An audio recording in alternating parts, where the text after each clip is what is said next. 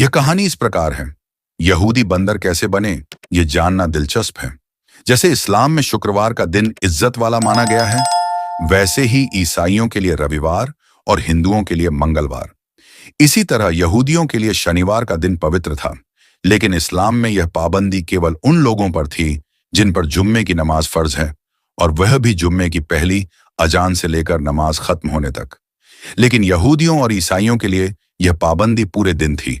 खासकर शिकार करना उनके लिए सख्त मना था। यह घटना हजरत मूसा अलैहिस्सलाम के बाद की है।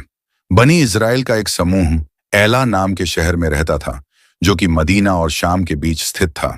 यह लोग मछली के बहुत शौकीन थे। अल्लाह की मर्जी से हर शनिवार को दरिया में बहुत सारी मछलियां दिखती थीं, लेकिन बाकी दिनों में मछलियां गायब हो जाती थीं। यह देखकर उनके मन में लालच आया और उन्होंने सोचा कि ऐसा तरीका अपनाया जाए जिससे मछलियां पकड़ी भी जाएं और शनिवार का दिन भी अपवित्र न हो।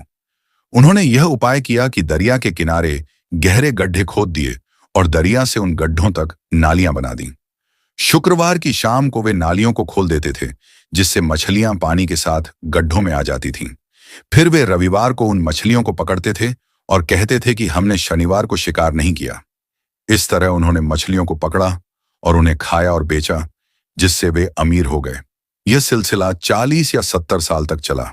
इस दौरान उनकी 3 जमातें बन गईं, एक शिकार करने वालों की, दूसरी उन्हें रोकने वालों की और तीसरी खामोश रहने वालों की।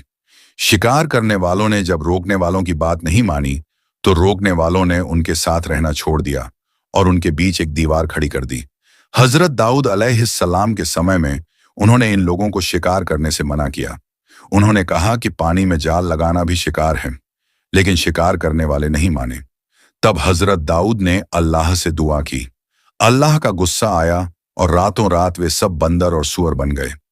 जवान लोग बंदर बन गए और बूढ़े लोग सूअर।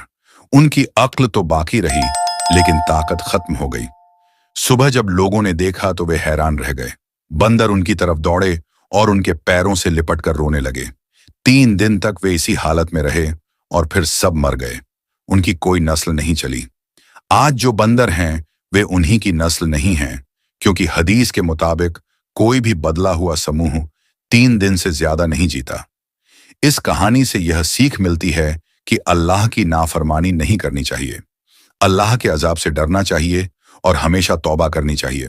मजीद इस तरह की वीडियो देखने के लिए हमारा चैनल मिर्जा बंदा नाचीज को लाइक और सब्सक्राइब करें।